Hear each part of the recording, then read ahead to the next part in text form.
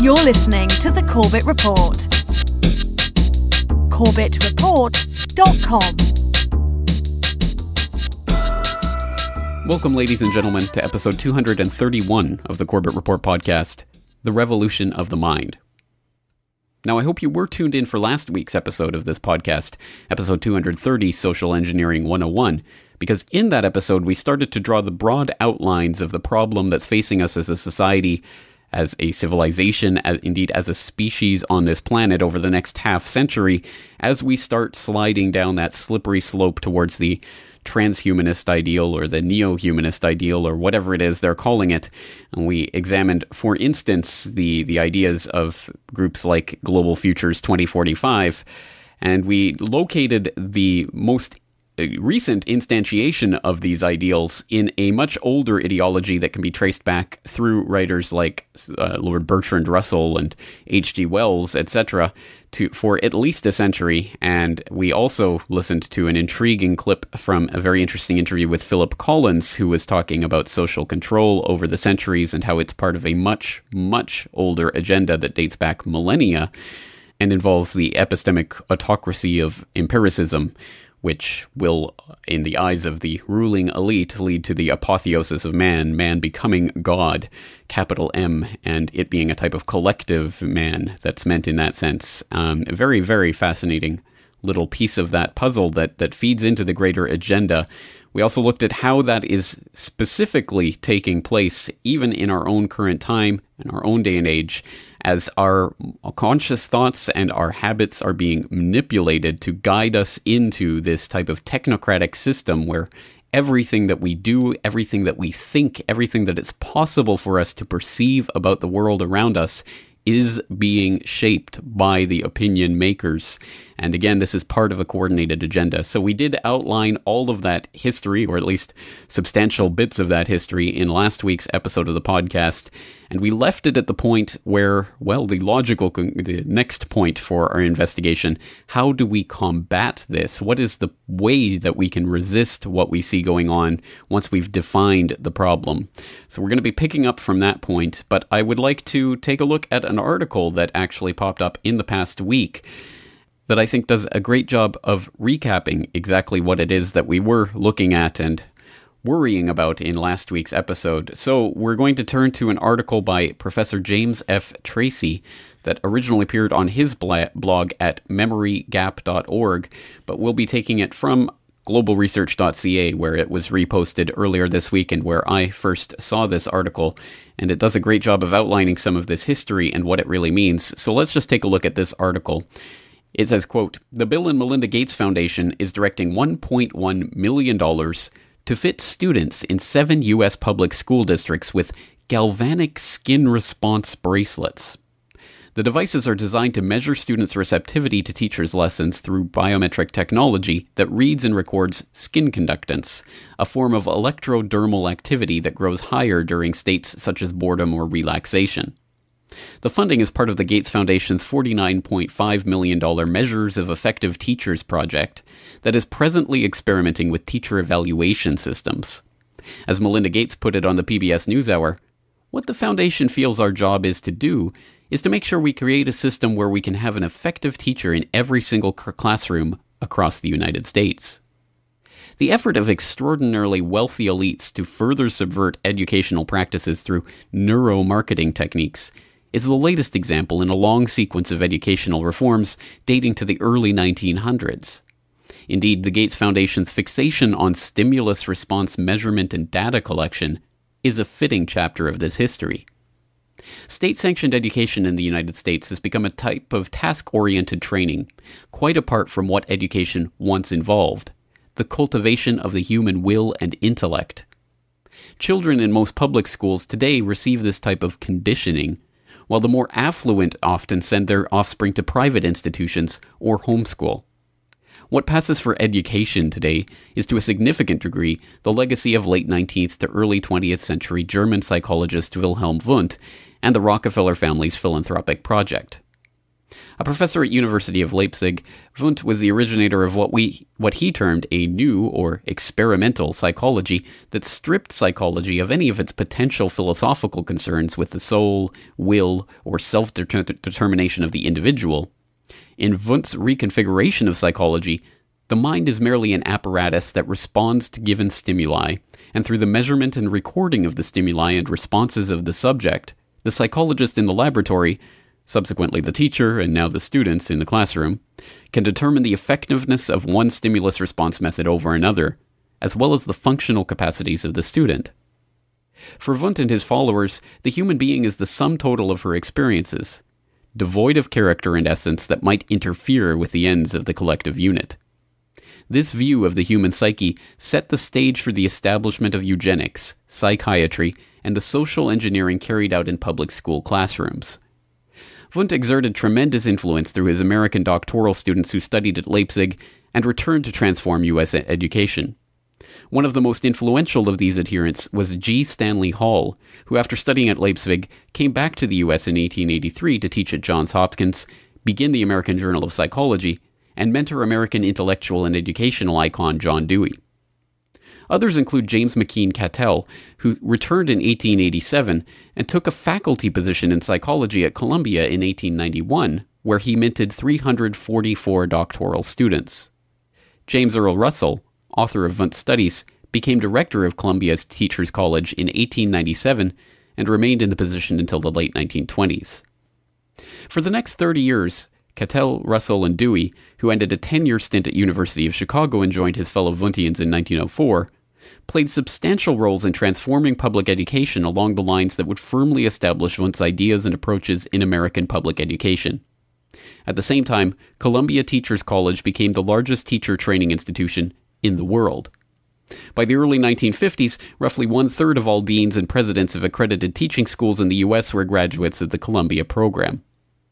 While Wundt's apostles were well positioned to wreak havoc on U.S. education, their mission was greatly aided through funding from the Rockefeller Foundation. John D. Rockefeller saw education as a rewarding object of patronage, pointing to the $45 million that he used to establish the University of Chicago in 1890 as the investment that fused the Rockefeller name with liberal philanthropy. He and his handlers, which included his son John D. Rockefeller Jr. and Frederick Taylor Gates, no relation to Bill Gates, concluded that education paid off especially well in terms of burnishing the family's image. As John Jr. became more involved in the family's philanthropic efforts, he devised new avenues for Rockefeller money, founding the General Education Board, what became known informally as Rockefeller's Education Trust. The board channeled especially sizable funds into reshaping elementary education in the American South through the application of Wundtian experimental psychology approaches. Most professional educators at the college or university level regularly encounter the legacy of Wundtian psychology and the Rockefellers' educational undertakings. Students often exhibit an inability to think logically and independently, either aloud or in writing, because formative educational experiences, combined with the lifelong instruction of mass media, recognize and address the individual not as a full human being capable of profound acknowledgement and understanding, but rather as a sensory apparatus upon which stimuli is targeted and a response prompted and measured, i.e., the correct answer or product purchase. Thus, the common responses when the student is asked to reflect on and discuss course content are unsurprising. What do you want? How much should we write? Will this be on the exam?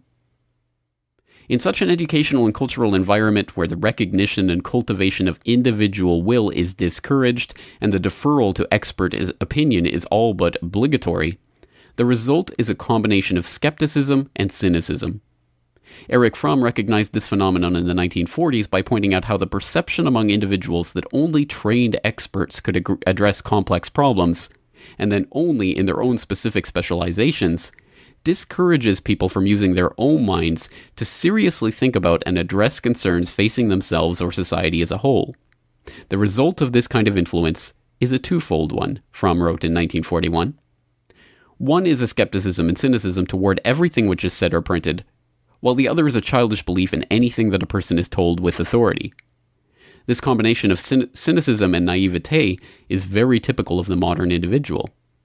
Its essential result is to discourage him from doing his own thinking and deciding.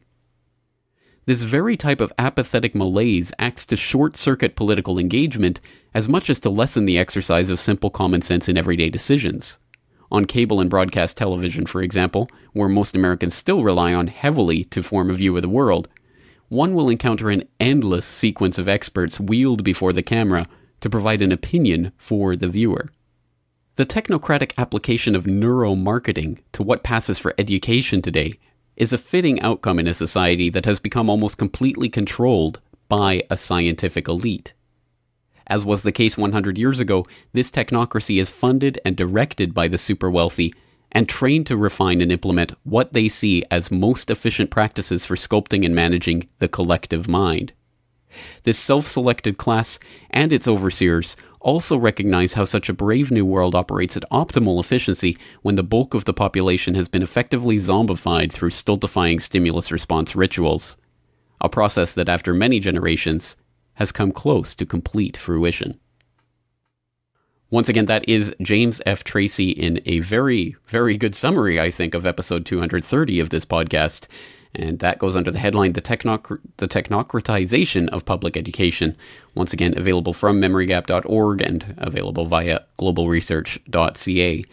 So I trust that the broad outline of the problem is fully remembered from last week, and that we do understand that there is a guiding force, and in fact a demonstrable wealthy elite that has been guiding this ideology for the last century, and really making of the children, for example, in the education system, but also of adults, fully grown adults, into nothing more than stimulus response mechanisms that can be adjusted for whatever conditions of society the wealthy ruling elite would like to adjust them for. So that, for example, during the Industrial Revolution, we could process great workers out of the education system so they could be highly attuned to the rhythm of the factory. During the information age, that would be a different form of conditioning altogether, but the point is always to fine-tune the individual that results from the end of this academic process to whatever conditions of society the wealthy ruling elite would like to condition them to. And as we looked at in the end of last week's episode, it is getting more and more finely detailed so that, for example, this can be applied to pretty much every aspect of our daily lives, even down to the point where Target, the store, can actually know that you are pregnant sometimes even before you do, because of monitoring your shopping habits, etc. And then, of course, it's a process of molding those habits so that they can produce the type of person they want to produce. So we are once again left at the ending of last week's episode. What do we do about this? Well, since so much has been invested in the education system to try to control the minds, control the consciousness, manipulate the habits and the opinions of the masses, clearly we have to start at that level by challenging the types of manipulations and control that we've been subjected to. And the only way to do that, I think, is to adequately identify the ruling elite, reject their ideology, and propose our own. And that is what I mean when I talk about the revolution of the mind.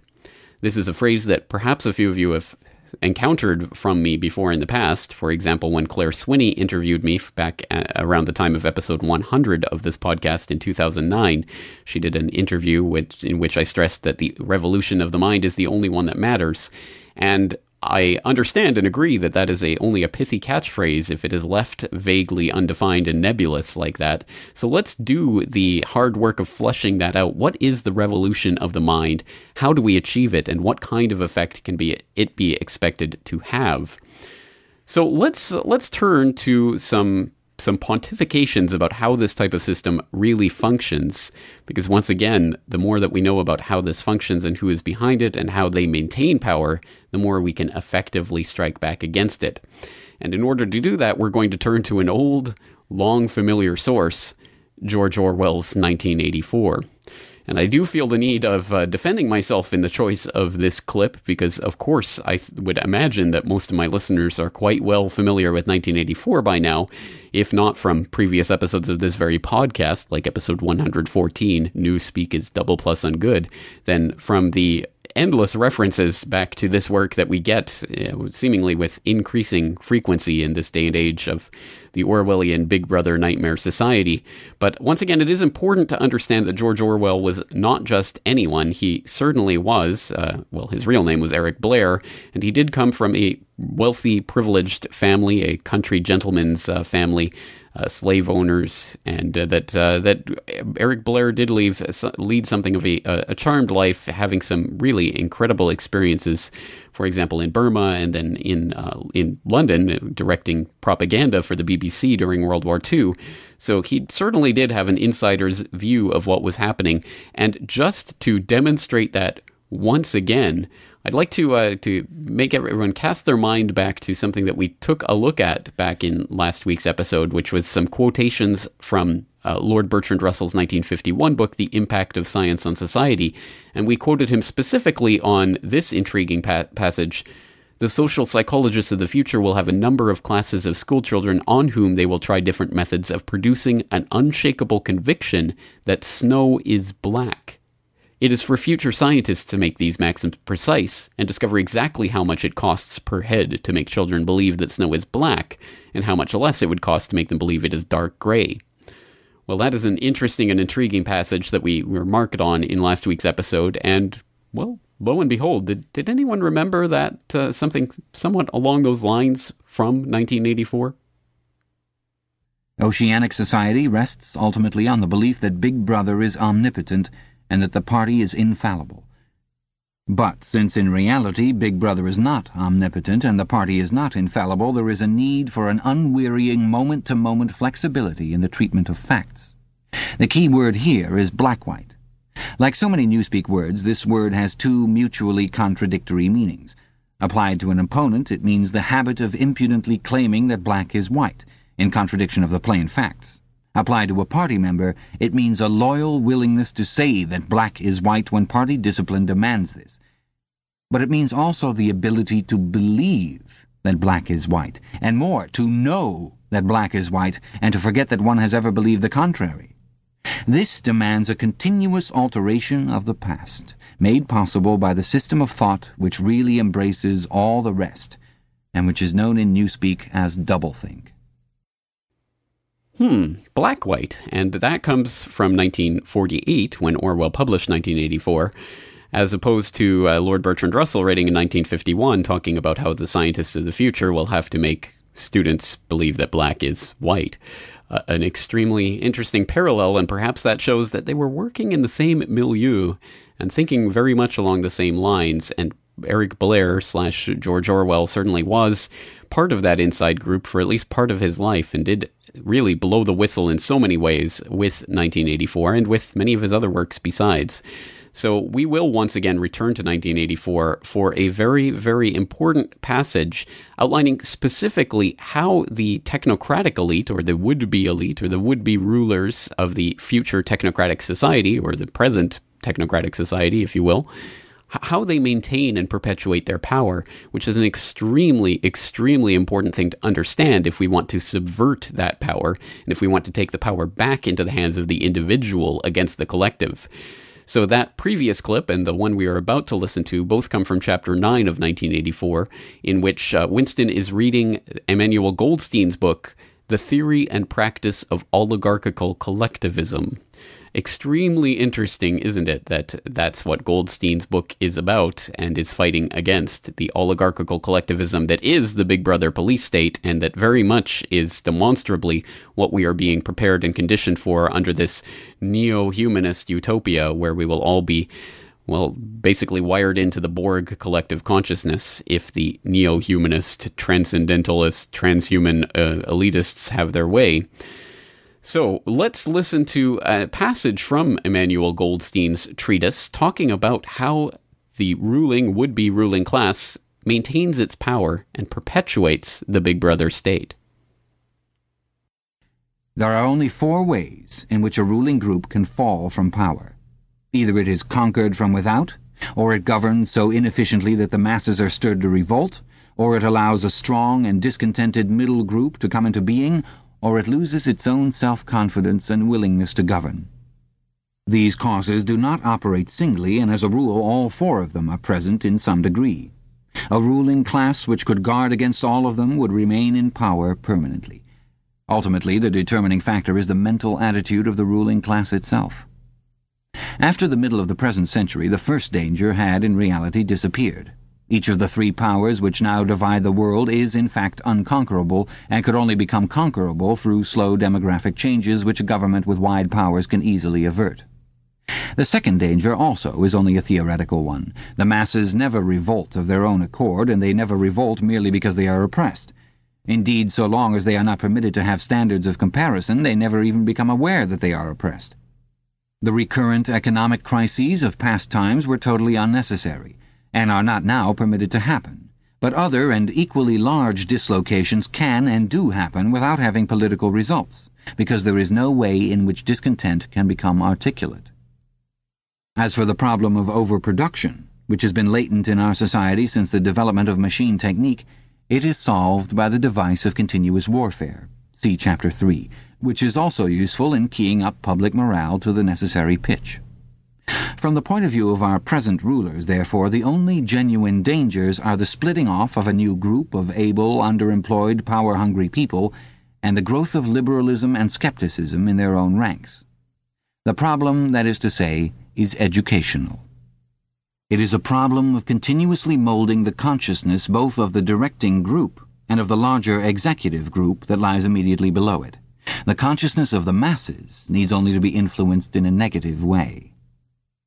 Given this background, one could infer, if one did not know it already, the general structure of oceanic society. At the apex of the pyramid comes Big Brother. Big Brother is infallible and all-powerful.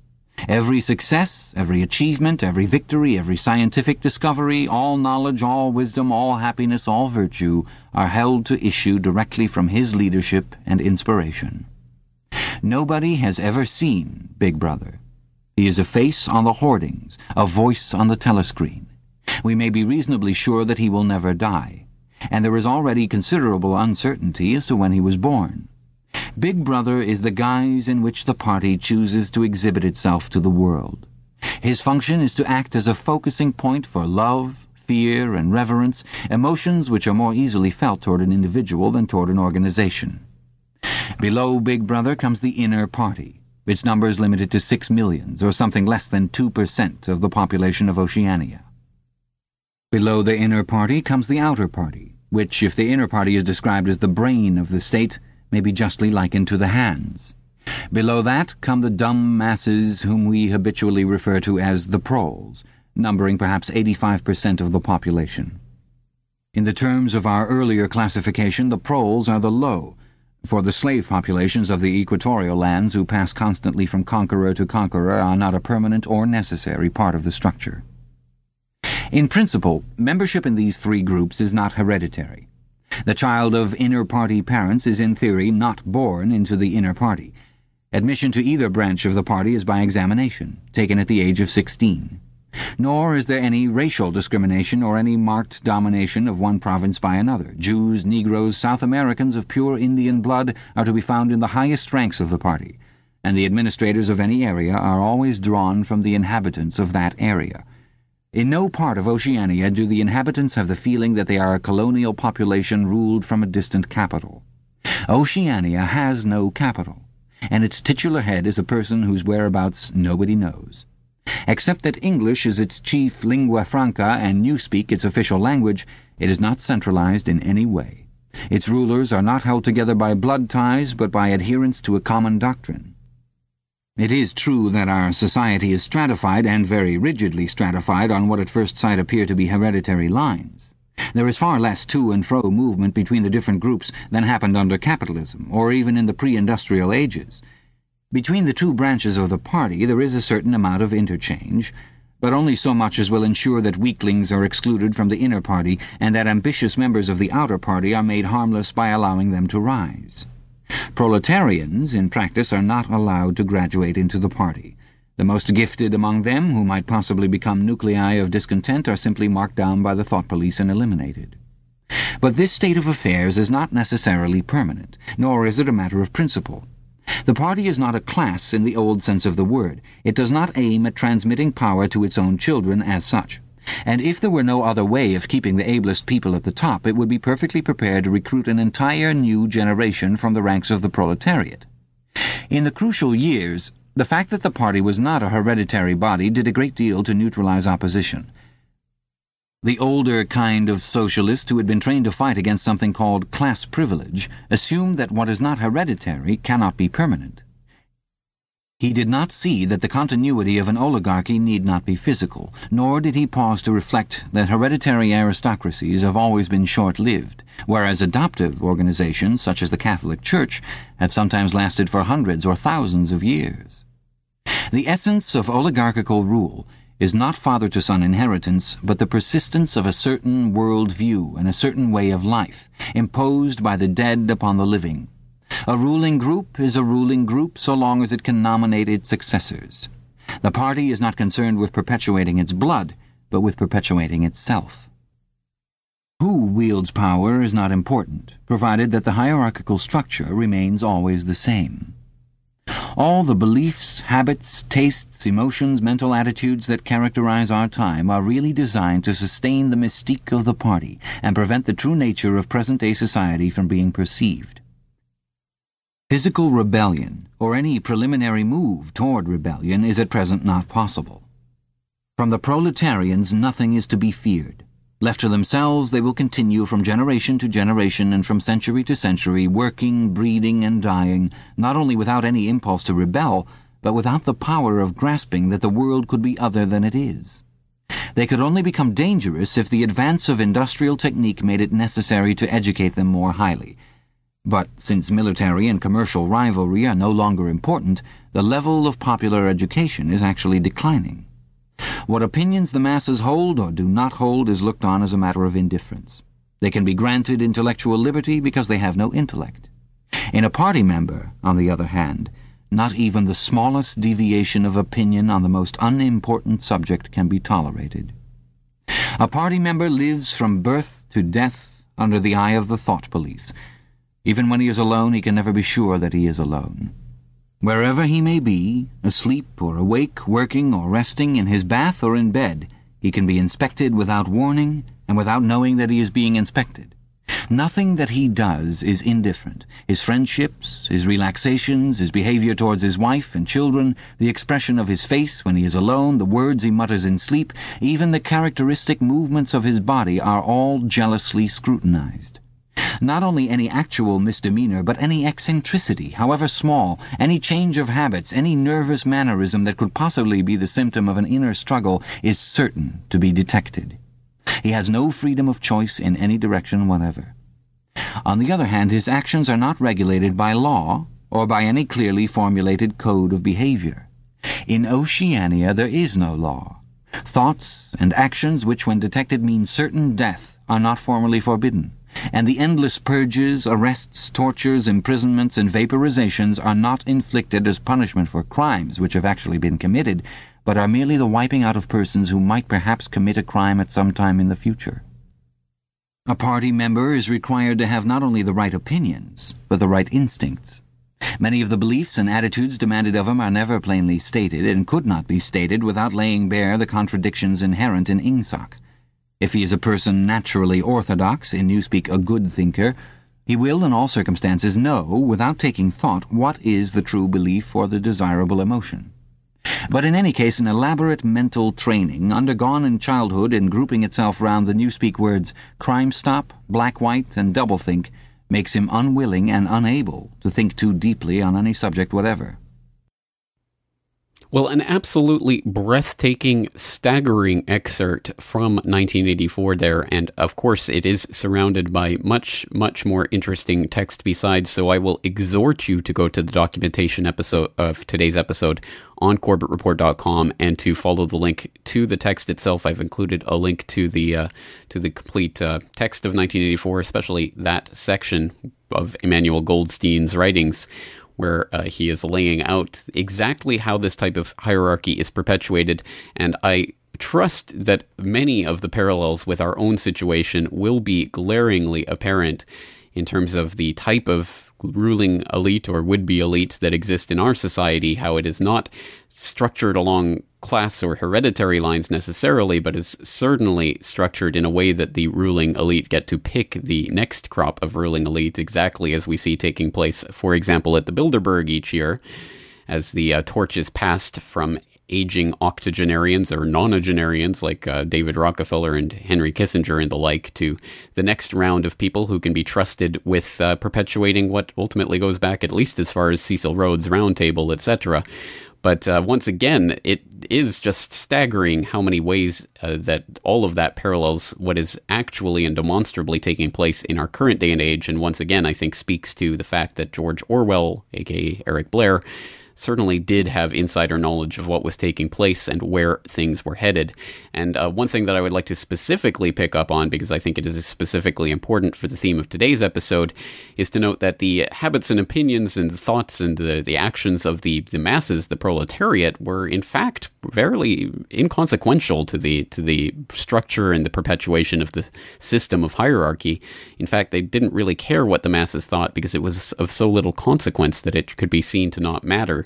And I think that's also demonstrable in our day and age, where it is very true that a vast majority of the population basically takes themselves out of the realm of thinking conscious actors in this war for consciousness, which we are identifying, by simply abdicating all of their responsibilities and refusing to think about any of these subjects, and instead, well, amusing themselves with endless diversions that have absolutely no consequence whatsoever. Hold on a minute. You're calling me? I am. You stuck-up precious little bitch. Let me tell you something. Oh boy, here we go. Listen to me.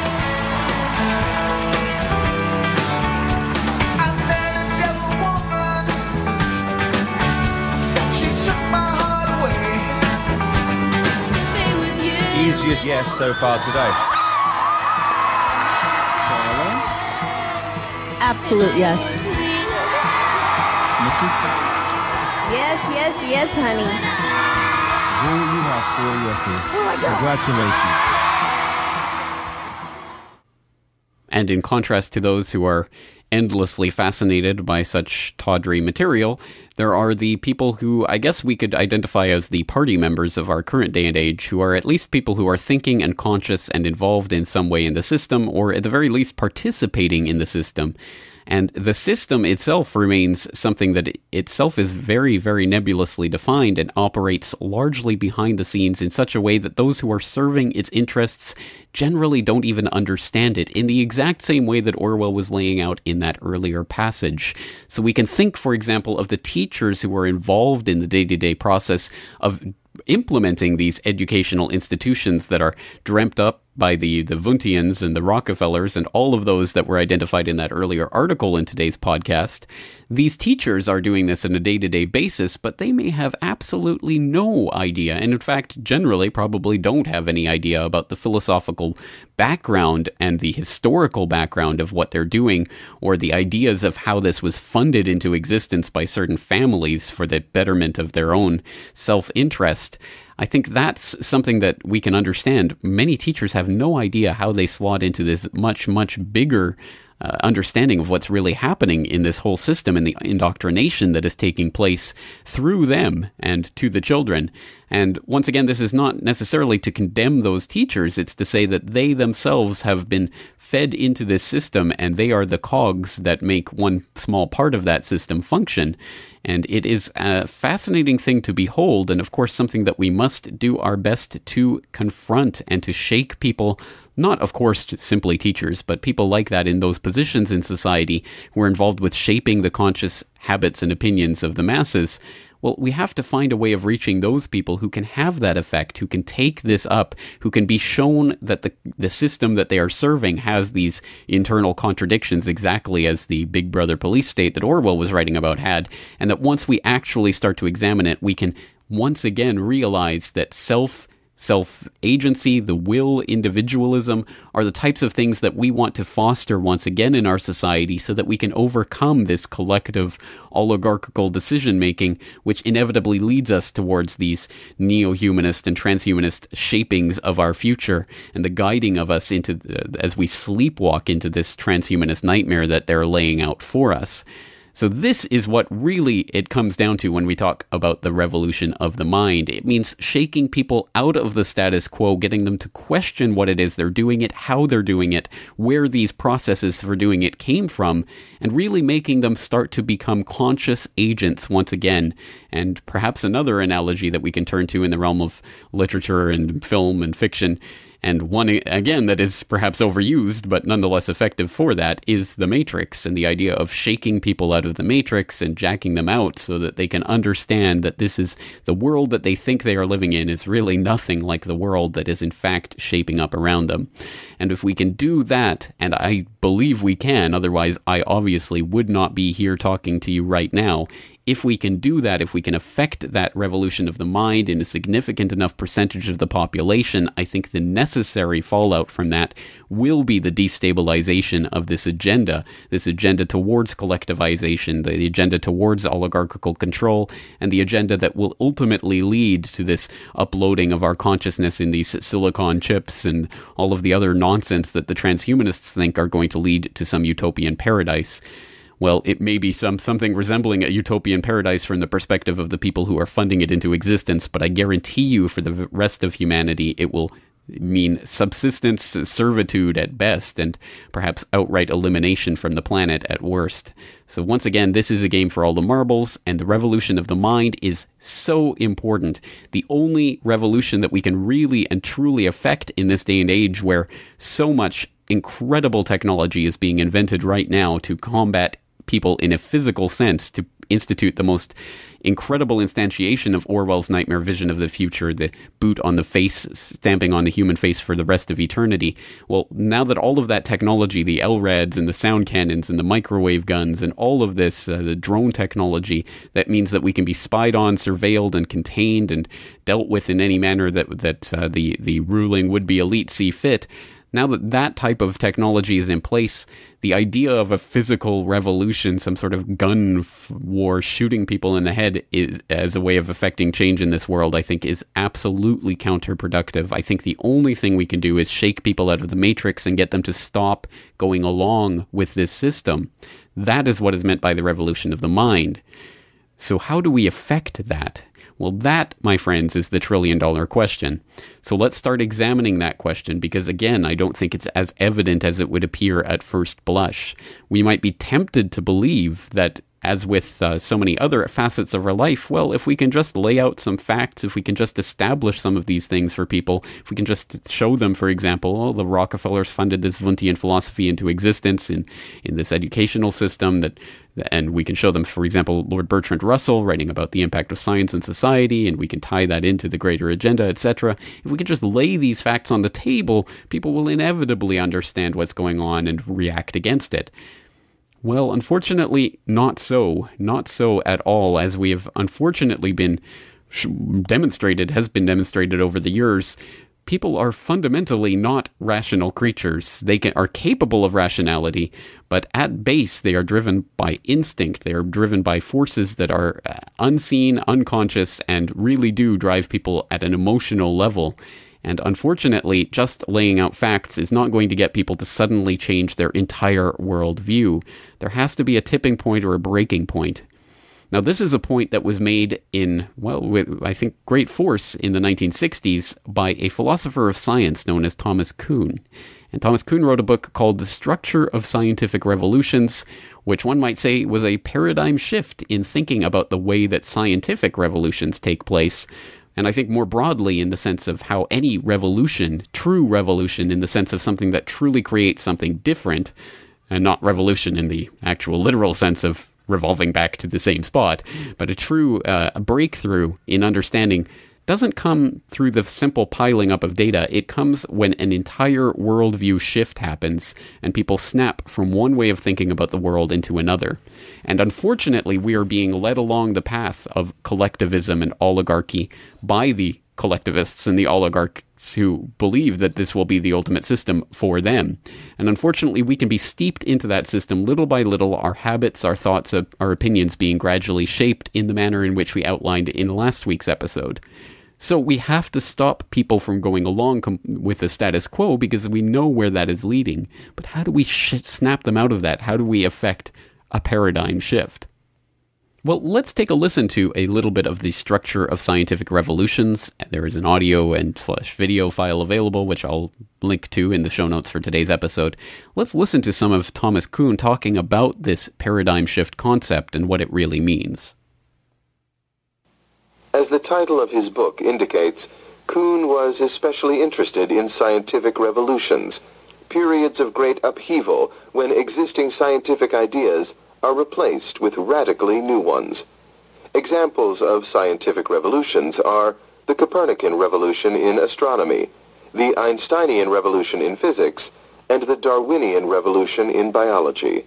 Each of these revolutions led to a fundamental change in the scientific worldview, the overthrow of an existing set of ideas by a completely different set.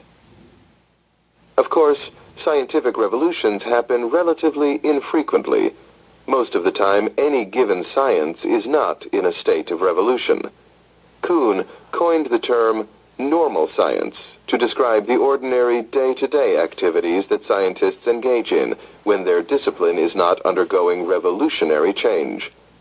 Central to Kuhn's account of normal science is the concept of a paradigm. A paradigm consists of two main components. Firstly, a set of fundamental theoretical assumptions that all members of a scientific community accept at a given time.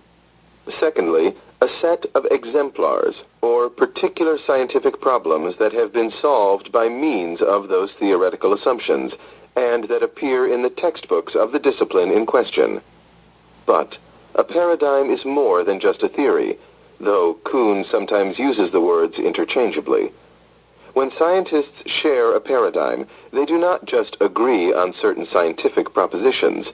They agree also on how future scientific research in their field should proceed, on which problems are the pertinent ones to tackle, on what the appropriate methods for solving those problems are, on what an acceptable solution of the problems would look like, and so on. In short, a paradigm is an entire scientific outlook, a constellation of shared assumptions, beliefs, and values that unite a scientific community and allow normal science to take place. What exactly does normal science involve? According to Kuhn, it is primarily a matter of puzzle solving. However successful a paradigm is, it will always encounter certain problems, phenomena that it cannot easily accommodate, mismatches between the theory's predictions and the experimental facts, and so on. The job of the normal scientist is to try to eliminate these minor puzzles while making as few changes as possible to the paradigm. So, normal science is a highly conservative activity. Its practitioners are not trying to make any earth-shattering discoveries, but rather just to develop and extend the existing paradigm. In Kuhn's words, normal science does not aim at novelties of fact or theory, and when successful, finds none. Above all, Kuhn stressed that normal scientists are not trying to test the paradigm. On the contrary, they accept the paradigm unquestioningly and conduct their research within the limits it sets. If a normal scientist gets an experimental result that conflicts with the paradigm, she will usually assume that her experimental technique is faulty, not that the paradigm is wrong. The paradigm itself is not negotiable. Typically, a period of normal science lasts many decades, sometimes even centuries. During this time, scientists gradually articulate the paradigm, fine-tuning it, filling in details, solving more and more puzzles, extending its range of application, and so on. But over time, anomalies are discovered, phenomena that simply cannot be reconciled with the theoretical assumptions of the paradigm, however hard normal scientists try. When anomalies are few in number, they tend to just get ignored, But as more and more anomalies accumulate, a burgeoning sense of crisis envelops the scientific community. Confidence in the existing paradigm breaks down, and the process of normal science temporarily grinds to a halt. This marks the beginning of a period of revolutionary science, as Kuhn calls it. During such periods, fundamental scientific ideas are up for grabs. A variety of alternatives to the old paradigm are proposed, and eventually a new paradigm becomes established. A generation or so is usually required before all members of the scientific community are won over to the new paradigm, an event that marks the completion of a scientific revolution. The essence of a scientific revolution is thus the shift from an old paradigm to a new one. Kuhn's characterization of the history of science as long periods of normal science punctuated by occasional scientific revolutions struck a chord with many philosophers and historians of science. A number of examples from the history of science fit Kuhn's model quite well. When we examine the transition from Ptolemaic to Copernican astronomy, for example, or from Newtonian to Einsteinian physics, many of the features that Kuhn describes are present. Ptolemaic astronomers did indeed share a paradigm based around the theory that the Earth is stationary at the center of the universe, which formed the unquestioned backdrop to their investigations. The same is true of Newtonian physicists in the 18th and 19th centuries, whose paradigm was based around Newton's theory of mechanics and gravitation. And in both cases, Kuhn's account of how an old paradigm gets replaced by a new one applies fairly accurately. There are also scientific revolutions that do not fit the Kuhnian model so neatly. For example, the recent molecular revolution in biology. But nonetheless, most people agree that Kuhn's description of the history of science contains much of value. Why did Kuhn's ideas cause such a storm? Because in addition to his purely descriptive claims about the history of science, Kuhn advanced some highly controversial philosophical theses. Ordinarily, we assume that when scientists trade their existing theory for a new one, they do so on the basis of objective evidence. But Kuhn argued that adopting a new paradigm involves a certain act of faith on the part of the scientist. He allowed that a scientist could have good reasons for abandoning an old paradigm for a new one, but he insisted that reasons alone could never rationally compel a paradigm shift. The transfer of allegiance from paradigm to paradigm, Kuhn wrote, is a conversion experience which cannot be forced. And in explaining why a new paradigm rapidly gains acceptance in the scientific community, Kuhn emphasized the peer pressure of scientists on one another. If a given paradigm has very forceful advocates, it is more likely to win widespread acceptance.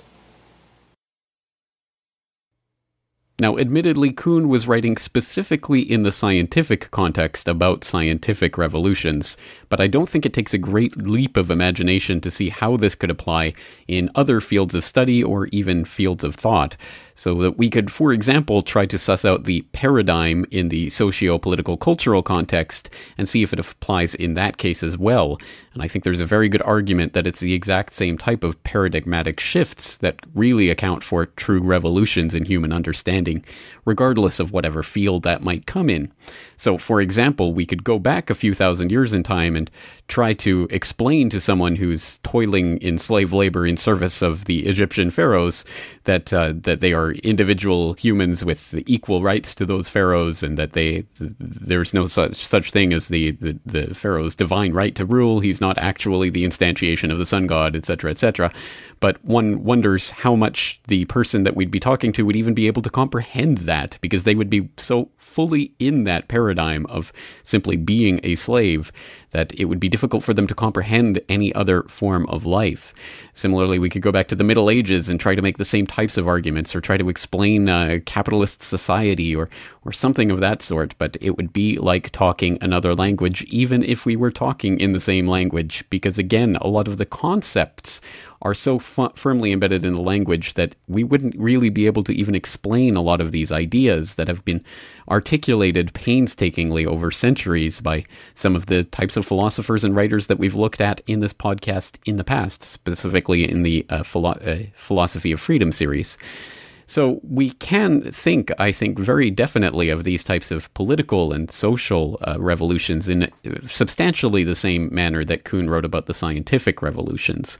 And that brings us to an interesting point, because I hope that you picked up on towards the end of that clip, how it was talking about how scientific revolutions don't necessarily occur simply because a certain number of facts have accrued to show that there's something wrong with the paradigm. There's also an element of peer pressure and culture and society going into those types of decisions that scientists make, really, to either explore the areas of contradiction and come to a new understanding, a new paradigm, or to back off from that. And it's kind of interesting for us. Even today, I think we still have, generally speaking, from cultural osmosis, this idea of scientists as somehow above politics and above all of this socio-cultural context. Well, scientists are just scientists. They only go with the facts. But, of course, we have been examining in the past the climate change community, etc., and how they are very much influenced by the socio-political, cultural, economic context that they're situated in. So that any scientist in our day and age, for example, who is working for some institution that is funded by taxpayer money and who is living on a precarious knife edge at all times between getting grants and funding to continue the research or getting that taken away, will have a vested interest in going along with whatever the prevailing paradigm at the time is, because they're more likely to get by with that. If they challenge the paradigm, they might get ostracized from the scientific community and, worse yet, get ostracized or even expelled from their university. So, for example, we saw academics who were researching 9/11 truth type issues in the middle of the last decade getting taken out of their teaching positions and booted out of their universities for daring to question the status quo. Well, that's exactly why so many scientists are afraid to question the status quo and work in the paradigm of normal science that Kuhn was writing about. And that's why, in the exact similar way, so few people are willing to speak out about controversial political, social, cultural, economic issues in mixed company, why we're told never to talk about government and politics in mixed company, because there is that same prevailing orthodoxy which overshadows all conversations within any given socio-cultural context, so that there's always that shadow of Big Brother hanging over our shoulders when we're talking, even if we're not aware of it. It's almost like the concept of the panopticon, except it's even more insidious. It's not necessarily something that's watching you. It is just the prevailing zeitgeist, the paradigm, the shared cultural understanding, so that if you try to talk about false flag terrorism to someone who's never even heard of the concept, it would be a very, very bizarre thing for them to hear, to the point where they may not even understand what you're trying to say, let alone take the time to try to understand it, let alone listen to any of the facts that back it up. So we are dealing with this type of cross-paradigmatic dialogue when we're talking to people who are so thoroughly ensconced in the system that they're unwilling to question their own fundamental underlying assumptions. So what are the assumptions that make up the paradigm of our current political context, or at least the one that's been received through the general culture? Well, broadly speaking, even disregarding the left and right schism that functions in this two-party, two-headed hydra that is modern American politics, and of course the politics of most other modern Western democracies, even leaving that aside, some of the shared understandings are that, for example, governments are at best actually working in our best interest, and at worst merely inept and incompetent, and therefore unable to really pull anything off for the betterment of humanity. But the idea that governments are actually working or are tools that can be used to work against the best interests of the citizens is seen as conspiracy theory. or the idea that there are groups of people with almost unimaginable amounts of wealth who use that wealth and power to leverage power over people and to conspire with other people who are also similarly wealthy to maintain that grip on power. That again is seen as outside the bounds of common discourse. That's outside the paradigm we're living in. Thus, that's crazy conspiracy theory, etc., etc. I think we can see that basically every time someone tries to marginalize something as conspiracy theory, that's because that is outside the paradigm that they're working in. So this becomes really the crux of the issue. If we're going to affect this revolution of the mind, getting people out of that status quo, going along with the system to get along with the system type mentality that enables and furthers along this agenda of dumbing us down and keeping us all in this box and making us go along this path towards this inevitable outcome, or what seems to be the inevitable outcome of the Big Brother future society that we see coming down the road. If we want to get out of that, if we want to affect the revolution, how do we get people out of that paradigm? Well, once again, there's no simple piling on of facts that will ever do that, as Kuhn made clear, and as that clip also, I think, demonstrated. The scientific revolutions only occur when there is the prevailing social and cultural net, as it were, to catch the scientists who are willing to take that plunge and to go outside of the field, the boundaries of whatever paradigm they're working in. In the same way, in the socio-political cultural context, there has to be at least enough people, enough social validation for a conspiracy theory, quote unquote, in order to make it popular, quote unquote, enough for people to go out on the limb and to go into that area of research, or to head into that area of conversation. So in our context, for example, you and I presume everyone listening to this podcast would be interested in broaching things like 9/11 truth, or talking about the way the economy is really structured, what money really is, how it's really created, how it's distributed, etc., in our society.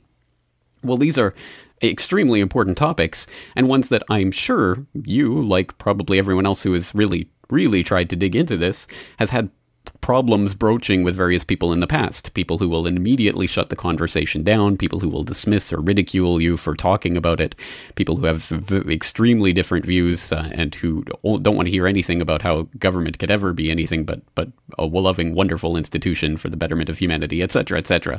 I'm sure we can all imagine those types of situations if we have not yet undergone them ourselves, which, if you're anything like me, you probably have.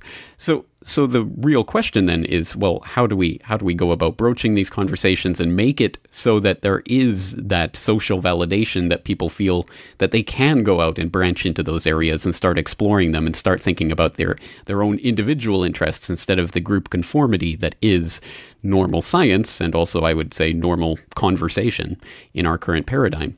Well, again, it's important to understand that just as peer pressure can be a perhaps not particularly obvious, but still very present factor in scientists, for example, working within a given paradigm, so that can be a deciding and decisive factor for the vast majority of the people out there who may be interested in these kinds of conversations and receptive to them, but they need social validation for that. So we provide a social safety net for them. We provide the evidence that there is the social capital to be spent in the arena of this paradigm of research. And perhaps that's extending the analogy a little bit too much, but I hope you get the point. The point is that underlying all of this is people's fundamental insecurities about even talking about these types of subjects, going into these types of areas, questioning the prevailing orthodoxy, the paradigm of the cultural zeitgeist. But from my own perspective, as someone who's been doing this now for 5 years and who has been watching the alternative media now quite closely for 6 years, I can personally attest that every single year, the numbers of people who are listening to podcasts like this and making YouTube videos from alternative perspectives, etc., is exponentially growing. And that's not something that I'm saying just out of hand. I think that's something that's demonstrable in my own life, and I would assume for a lot of the people out there who a few years ago may have had a lot more trouble talking about these types of issues than they do now. And there are a whole host of reasons for that. I think the economic Armageddon that we're watching unfold is probably one of the main ones that are affecting people's consciousness and allowing them to open up to alternative ideas. But whatever the case may be, I think we see the chorus growing, as it were. And the louder that chorus gets, the larger the choir swells, I think the more people are willing to and able to understand some of the underlying concepts that we've been talking about, so that now broaching a conversation about false flag terrorism is a lot easier than it was even 5 years ago. There is also a flip side to this. Just as we can provide social validation for those who are willing to go out on a limb and question the paradigm that they're laboring under, so too can we provide another service, as it were, although I'm sure many people wouldn't see it that way. But we can also withhold our social interactions from those who are unwilling to step out and unwilling to question the system. Those who are going along to get along can be socially ostracized for that decision. And that is one of the most powerful and most understated powers that people have, is their ability to simply withhold social interaction from people who are implicitly or explicitly doing evil in the service of whatever the system may be trying to get them to do. And that can take many different forms, and I'm not necessarily talking about going out and saying to all of your friends, go get away from me, I don't want to talk to you anymore. But certainly it can come to that point where you just don't want to have anything to do with someone because they will not open their mind to any of these ideas or concepts. And it can come to that point. Again, that's another extremely powerful tool that can be used to hasten this cultural revolution, the revolution of the mind, which again is the only one that matters. Now, I'm not unaware that there needs to be a lot more specific details about fleshing out exactly what types of things that it is we need to be combating within our current paradigm, but to a certain extent, I think that's what we've been detailing and cataloging and bearing witness to over the past 5 years here at the Corbett Report.